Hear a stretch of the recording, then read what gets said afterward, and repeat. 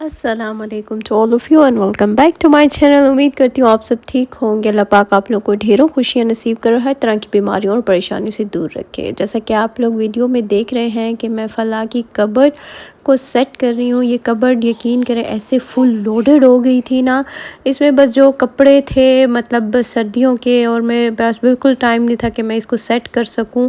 तो जो बस सर्दियों के न्यू थे, जितने कपड़े थे वो बस मैं रखती आ रही थी और रखती आ रही थी और वो दबते जा रहे थे। बस फाइनली मैंने कहा अब दिन आ गया है, ईद से पहले पहले मैं इसकी कबर्ड ठीक कर दूँ। जितने सर्दियों के कपड़े थे ना वो सारे मैंने अलग कर दिए और जितने छोटे थे वो अलग कर दिए। सही प्रॉपर इस पे सही टाइम लगा, सोच सोच के रखना पड़ता है कि ये कैसे इसके कपड़े रखूँ ना रखूँ, ये अभी आएगा भी नहीं आएगा। आप यकीन करेंगे मैंने जैसे ही सर्दियों के कपड़े रखे मतलब कुछ देर बाद या मतलब रात को ही या बल्कि असर के टाइम ही बारिश शुरू हो गई और अब इतना अच्छा मौसम मतलब सही सर्दी वाला टाइप सा। खैर जर्सी वाला stuff, sorry for the loud sound because फ़लाँ जो है वो अब चीखें मारने वाला स्टेज इसका आ गया है। तो अब ये सही चीखें मारती है, इसको मैं समझाती हूँ, इसको बताती हूँ फ़लाँ नो, फ़लाँ नहीं करना, लेकिन मजाल है जो ये रुक जाए, बस ऐसे सही खूब चीखें मारती है। खैर मैं बात कर रही थी कि जर्सी वाला स्टफ़ जितना भी है वो मैंने सारा रख दिया। अब जर्सी वाला तो पहन नहीं सकते, पंखा भी चलाते हैं, तो मतलब जो इनर्स हैं जो थोड़ा सा मोटा कपड़ा है तो वो मैं भी पहना रही हूँ, क्योंकि बेबीज़ का कुछ पता नहीं चलता, उनको कभी भी सर्दी लग सकती है। अच्छा यहाँ पर मैं देख रही थी इसकी ये छोटी सी टाइट जो कि मैंने बड़े शौक़ से ली थी, मैंने कहा इसको फ्रॉक्स के नीचे पहनाऊँगी। बहुत ही प्यारे 0 to 3 मंथ जब मैंने ली थी तो तब पता नहीं क्यों नहीं टाइम मिला कि मैंने इसको नहीं पहनाया। अब आ रही आगे गर्मी और दूसरा ये इसको आती भी नहीं है। खैर ईद पे मैं ट्राई करूँगी, अगर मौसम अच्छा हुआ, नहीं तो गर्मी में भी मुश्किल हो जाएगी। और अब ये बस देखें ऐसी बहुत सी चीज़ें होती हैं जो मतलब न्यू की न्यू ऐसे रह जाती हैं और हमारे पास मौका ही नहीं बनता, क्योंकि हम क्या करते हैं वो कपड़े ऐसे रख देते हैं कि अच्छा ये भी थोड़े बड़े हैं ना, तो फिर इसको हम कुछ महीनों तक पहनाएंगे। जब कुछ महीनों के बाद उसको निकालते हैं तो वो छोटे हो जाते हैं उससे। तो बस ये हिसाब चलता है बच्चों के साथ। कोई कोई लकी जो कपड़े होते हैं वही बच्चों को सही से मज़े से आ जाते हैं। खैर माशाल्लाह से फ़लाँ के जैसे जैसे मैंने कपड़े लिए हैं जिस स्टेज के लिए अल्हम्दुलिल्लाह इसको सब आए हैं, कोई मैं एक्स्ट्रा नहीं लेती थी। बस इतना मेरी कोशिश होती थी, मैं सोच के इसके कपड़े लेती थी, इसके जूते, इसकी हर चीज़ मैंने बड़े मैनेज तरीके से ली है। अब ये बड़ा सा पैकेट मेरे पास पड़ा था, इसमें बिल्कुल न्यू बॉर्न जैसे चीज़ें थी। इसके शूज़ से जो मैंने नहीं यूज़ किए वो भी मैं इसमें रख रही थी, और जो मैंने यूज़ भी बड़े तरीके से मैं चीज़ को करती थी कि ज़्यादा गंदे ना हो। तो ये बिल्कुल जो न्यू बॉर्न सर्दी वाला स्टफ़ है वो फिर इंशाल्लाह निकालूंगी अभी जब इस साल की सर्दियाँ आएंगी। तो अगर जो इसको आती होंगी तो ठीक है, नहीं तो फिर रख देंगे। उसके बाद मैं जाने लगी थी अम्मी के घर। मैं बहुत ना, आप मैं बोलूँ तो आपको बोलना ज़रूरी होता है। मैं बात कर लूँ, हाँ मैं रिकॉर्डिंग कर लूँ, थैंक यू।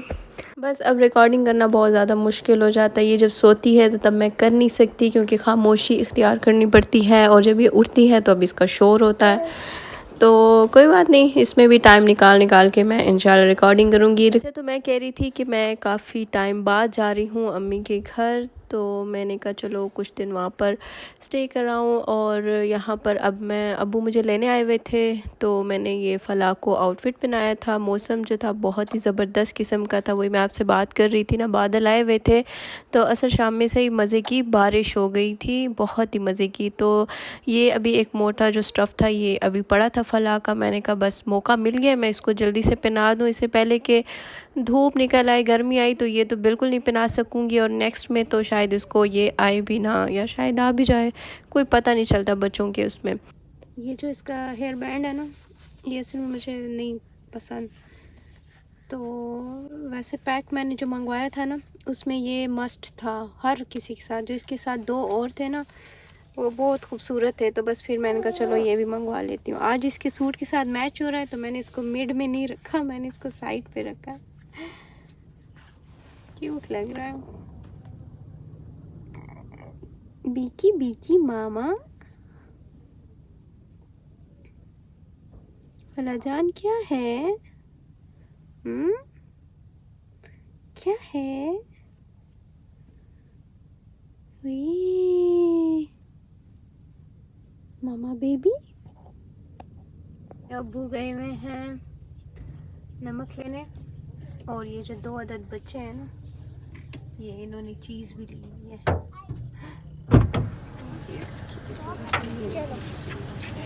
चीज़ ले ली है, फला के लिए ली है चीज़। फला जान, हम आपके लिए लॉलीपॉप लाए हैं। लॉलीपॉप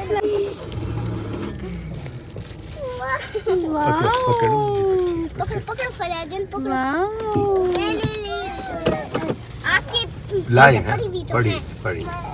मेरे अबू और फलाह के जो नानू हैं वो फलाह के लिए फ़र्स्ट टाइम लाए थे ये स्वीट। खैर फलाह को तो मैंने ऐसे ही दे दी थी, मैंने उसको खोल के नहीं दी और ना मैं इसको भी इंट्रोड्यूस करा रही हूँ स्वीट्स वगैरह चीज़ों की। और मैं फ़िलहाल इस चीज़ से ना इसको दूर रख रही हूँ, क्योंकि इस चीज़ की आदत पड़ जाए ना बच्चे की तो बस फिर। तो अभी मैं इनको मना करती हूँ कि इसके सामने मत दो या इसको ये चीज़ मत दो। बट मेरी जो बड़ी सिस्टर है ना, वो कोई किस चीज़ से नहीं रुकती, वो कोई ना कोई चीज़ खा रही होगी, टॉफ़ी है, लॉलीपॉप है, टपॉप्स है, जो कुछ होगा ना छुप छुप के मेरी बेटी के मुंह में दे देती है। तो खैर बस ये चलता रहता है। अब अम्मी के घर अल्हम्दुलिल्लाह से पहुंच गए थे और यहाँ आए तो यहाँ अम्मी ने बहुत बड़ी एक अफ्तारी की हुई थी। कुछ उनके जो नेबर्स हैं उनको अफ्तारी भिजवानी थी। यहाँ मेरी जो दोनों भाभियाँ हैं वो मिल के चीज़ें बना रही थी। ये जो कटलेट्स थी ये बहुत ज़्यादा टेस्टी थी, ये बना रही थी मेरी छोटी भाभी। और साथ में छोले थे और क्या चीज़ थी वो बना रही थी मेरी बड़ी भाभी। इस तरह मिक्सअप करके ये जो सामने आपको नज़र आ रहा है ये भी बहुत मज़े का था, बहुत ज़्यादा टेस्टी। डबल रोटी के ऊपर पोटैटो मतलब ये मटेरियल इसका लगा के और अंडे में फ्राई किया हुआ था, दही बल्ले भी बन रहे थे और बहुत अच्छी अच्छी चीज़ें मज़े की थी। अम्मी लोगों के यहाँ ऐसे होता है कि ये लोग ना नेबर्स आपस में चीज़ें देते हैं, बांटते हैं और बहुत ही मज़े मज़े की चीज़ें होती हैं। बस अम्मी ने मुझे एक ड्यूटी लगा दी कि यहाँ चीज़ें मैं ला के रख रही हूँ, आप इसके ऊपर रैपिंग करो। ये जो प्लास्टिक शीट है ये इसके ऊपर अब मैं लगाती रहूँगी। जब मैं अपने घर होती थी शादी से पहले तो भी ये चीज़ें बना के और रैपिंग करना भी मेरा काम होता था। अक्सर आधी चीज़ें मैं बनाती थी और आधी चीज़ जो है मेरी बड़ी भाभी बनाती थी। अभी छोटे भाई की शादी नहीं हुई थी। खैर अब यहाँ मैं बैठ गई, वो लोग मुझे चीज़ें ला के दे रहे थे और मैं रैपिंग करती जा रही थी वन बाय वन। अच्छा, आप लोग भी मुझे ज़रूर कमेंट सेक्शन में बताना कि जब आप लोग कोई इफ्तारी करते हैं तो आप लोगों की क्या ड्यूटी होती है, कि ये इसकी ड्यूटी है इसने ये चीज़ ही करना है। जैसे किसी की ड्यूटी होती है कि इसने शरबत बनाना है, किसी की ड्यूटी होती है इसने ये चीज़ बनानी है, ये इसने शीट लगानी है, या इस तरह अलग अलग सी ड्यूटीज़ लगाई जाती हैं। तो आपने मुझे ज़रूर कमेंट सेक्शन में बताना है कि आपकी क्या ड्यूटी होती है कि मैंने ये काम करना है। खैर जिनकी शादियाँ हो जाती हो तो टोटली फिर उन्होंने करना होता है, जिनकी नहीं होती तो उन पे तो हाफ़ ड्यूटी लगती ही लगती है ना। इफ्तारी बनाने के बाद बस हमने इफ्तारी कर ली थी अल्हम्दुलिल्लाह, और बस वही चीज़ें थी जो मैं साथ साथ आप लोगों को दिखा रही थी। नमाज़ें वगैरह सारे पढ़ के अब यहाँ जो है मेरा छोटा जो भतीजा है, मैं सही प्रोनाउंस कर रही हूँ क्योंकि मुझे भांजे और भतीजे में बहुत ज़्यादा डिफ़िकल्ट हो जाता है, मैं सही से नहीं समझ पाती।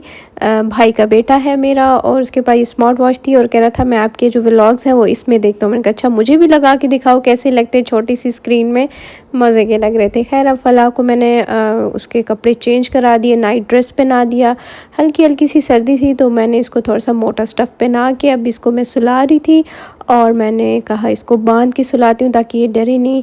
आजकल फलाह की टाइमिंग थोड़ी सी चेंज हुई हुई है, ये शाम के बाद सो जाती है, नैप टाइम ले लेती है और फिर इस तरह 8:30-9 बजे उठ जाती है और फिर उसके बाद सोती नहीं है। खैर बच्चों की टाइमिंग चेंज होती रहती है। यहाँ लास्ट में अब हमने खा लिया था खाना और अब करती हूँ मैं व्लॉग को एंड। आई होप आपको पसंद आएगा। अपना ख्याल रखिएगा, दुआ में याद रखिएगा। अल्लाह ने के बान।